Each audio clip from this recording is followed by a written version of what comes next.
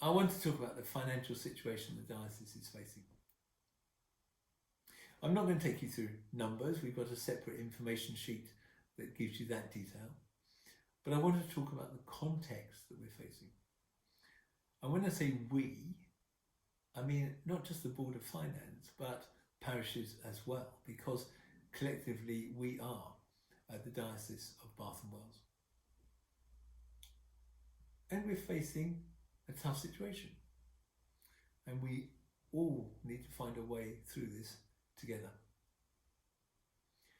Historically, Bath and Wells has enjoyed a parish share collection rate which has been second to none across the Church of England. And that strength and that positivity meant that, quite frankly, we didn't think about how we build resilience into parish giving, and we didn't also build the resilience into our own finances that we need. We have historically borrowed quite considerably to cover our cash flow, and that's not a sustainable position. And whilst pre-pandemic we could get away with that, COVID exposed the weaknesses for what they are.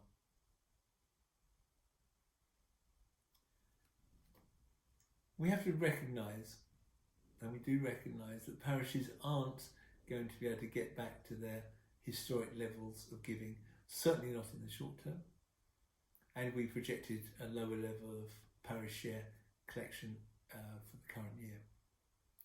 The first few months suggest that income into the diocese has increased, but not yet at the rate we need even to meet our 2022 projections. And so we've already started to address the situation.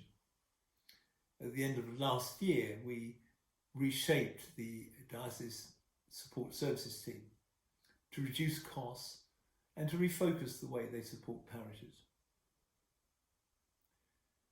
We're also planning to reduce the number of stipendiary or paid for clergy that we deploy. The numbers suggest that we can afford a maximum of 150, which is down from 178 at present. But that may change depending on how things pan out. And we're looking to build resilience into the way parishes get income.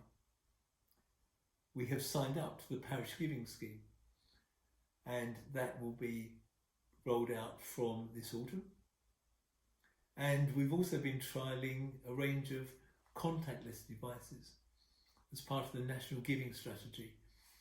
And we are hoping to make those devices available to churches from the beginning of next year. This isn't a panacea. It doesn't solve the problem overnight, but it gives some more tools for parishes to be able to more easily collect giving from both visitors and regular worshippers alike. But this is more than about money. It's about making sure that we are as well positioned as we can be with the resources we have in our hand for God to work through us. And that's why we need to be both faithful in our stewardship and in our praying. Bishop Ruth, thank you for the opportunity to discuss the financial situation in the diocese. We've just heard from Ian, Chair of the Board of Finance, about how things stand. How concerned should we be? I think we need to be concerned, Caroline. I really do. I mean, I think we have to be realistic about what the situation is, whilst holding in tension with that the fact that we have a great God and he has everything in his hands to offer to us. So just as we heard from Ian that we need to take what's in our hand, so we recognise we are in the hand of God who holds all things. But let's be realistic. What's in our hand is smaller than what it was. If we look at the situation financially, we've all suffered during COVID, personally and collectively as communities. And that has been a struggle for us. As a diocese, we have been working on a smaller budget each year, because actually, although it seems to have increased to us our share, we've had fewer individuals coming to church. So actually, we've not really, as it were, prepared ourselves for a future proofing of our income and therefore our budgets. We've therefore worked on a deficit budget for some time, and we need to face up to that. Yeah, I was surprised to hear that Bath and Wells had actually been hit so hard compared with other dioceses. Why do you think that is? Well, I think there's been a bit of complacency on our side. We haven't really faced that realism. And, like we said, I think COVID has hit us. We've relied heavily on our income from share, but haven't necessarily attended to thinking about, for example, increasing that giving on a personal basis on a year-to-year basis. So we need to address that and think about what stewardship looks like, not just financially, but in terms of our giving in our service as well. We've relied heavily on plate giving. Some of us, put our bit into the envelope, which of course envelopes weren't being collected during lockdowns. We haven't always been very savvy about the ways in which we've collected our giving, and that's one of the reasons why we're joining in with the parish giving scheme. And obviously, it is hugely challenging, but its giving's going down. How is the diocese going to address this falling Well, budget? we've already been doing some of that. We've already begun to sort of cut our cloth to suit. So centrally, during last year, our support service team, we looked carefully at it and decided how might we have the greatest impact locally that will be sustainable for the future. And in so doing, we made some quite drastic reductions as we reshaped our team, our support service team, in order to have that greater local impact that we hope will sustain us for the future to come. And I've seen that the 5-year projection proposes a reduction in clergy numbers. So what does that actually mean? Well, over the last 10 years, we've made no reductions. In fact, we've increased. And we're above what would normally be the benchmark for a diocese of our size and the number of parishes and population that we have. So we've never really needed to attend to that in the light of our financial giving, because people were giving and we had kept putting in from our reserves. We're now having to attend to that and recognise that although we've seen across our diocese an increase in vocations to ordination, which was great and wonderful to see, they've got to be shared with the wider church. There are still people leaving through retirement, ordained ministry, and therefore the number of clergy available to us is fewer. So there is something about that and the number being less across the whole church. But there's also, on the other side of the equation, the fact that we want to encourage greater lay ministry, the involvement of self-supporting ministers, of retired clergy.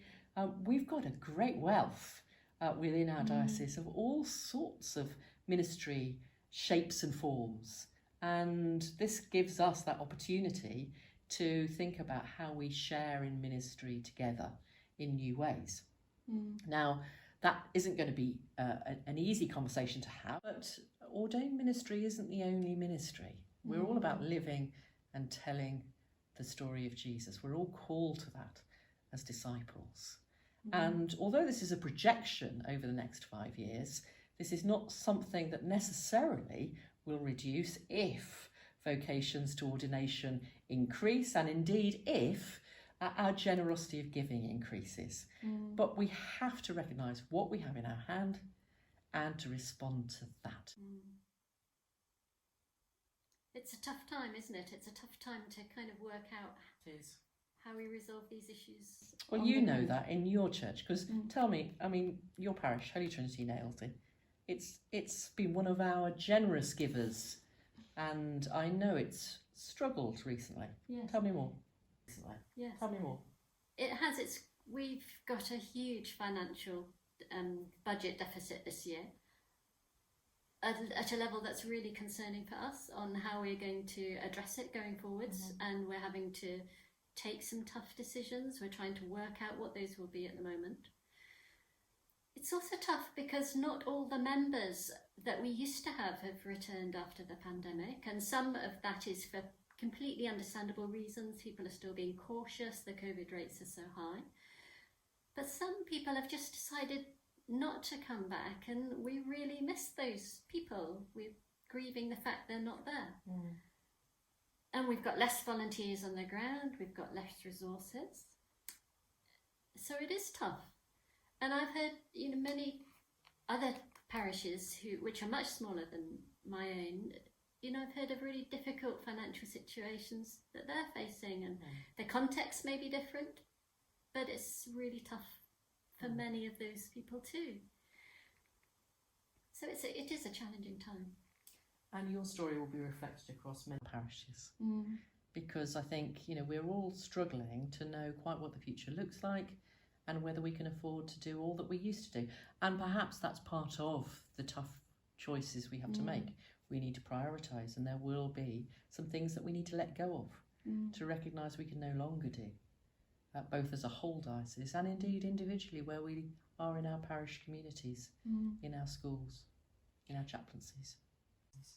And it's very difficult, isn't it? Because with the parish facing these difficulties and the diocese with its back to the wall, difficult decisions will be made. But I know some parishes may feel that there's pressure being put on them to pay more parish share.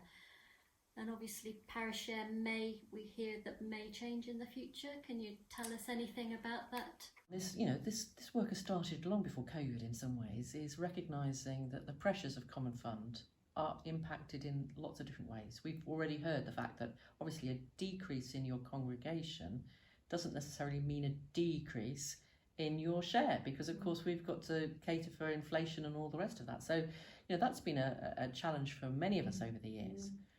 Some growing congregations have also been impacted in particular because, of course, as they've had more people coming in, more is expected of them. And that's been a challenge. So we are revisiting some of the criteria around how Common Fund is assessed.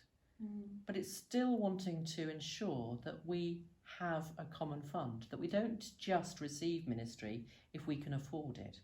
Because most of our parishes couldn't afford even a one stipendiary clergy person. And that's to be realistic. We've got to think about the costs of training, of discernment, of support. It's not just the take-home pay of a clergy person, it's the housing, it's the pensions, it's the NI. All of that needs to be calculated, and across a national UK benchmark, that's somewhere between £50,000 and £60,000 a year. Clergy don't get paid anywhere near that much, but the associated costs are such that most parishes couldn't therefore afford their own vicar. And I think part of the realism is actually recognising that, and therefore seeing that being part of Common Fund is a way in which we can be generous one with another and seek to give all that we can, whilst recognising that some of our poorer communities can't afford that, never will be able to afford that, so we need to help them and support them.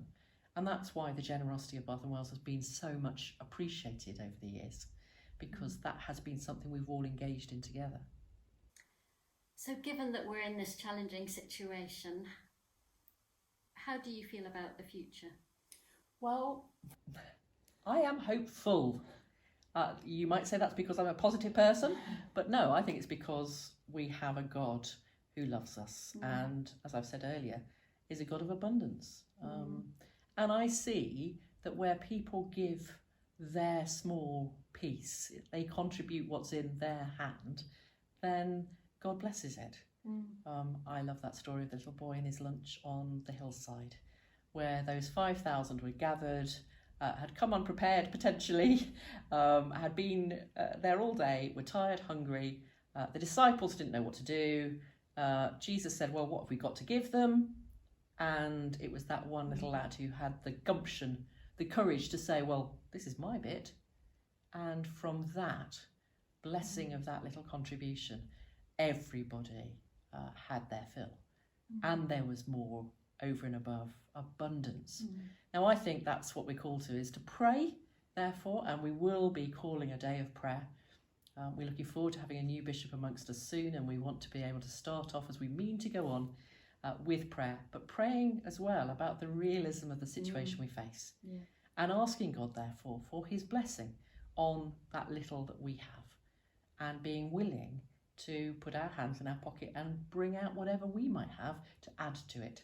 And that's how we'll see changes take place, because that's how, when we take charge of what we have and are real about what's possible, sometimes cutting back on those things that perhaps are not necessary, but really put our heart, our soul, our voice, our money to what we believe to be God's priorities, then God will bless it. So there's something about owning these challenges together, parishes and dioceses together. Yes, because we are the whole diocese, aren't we, Caroline? I think frequently we sometimes think it's us and them, but it's us as the people of God across Somerset, across the diocese, and we're all called to be one together in that. Thank you. Thank you, Caroline, and do give my love back to Holy Trinity in Nailsea. I will do.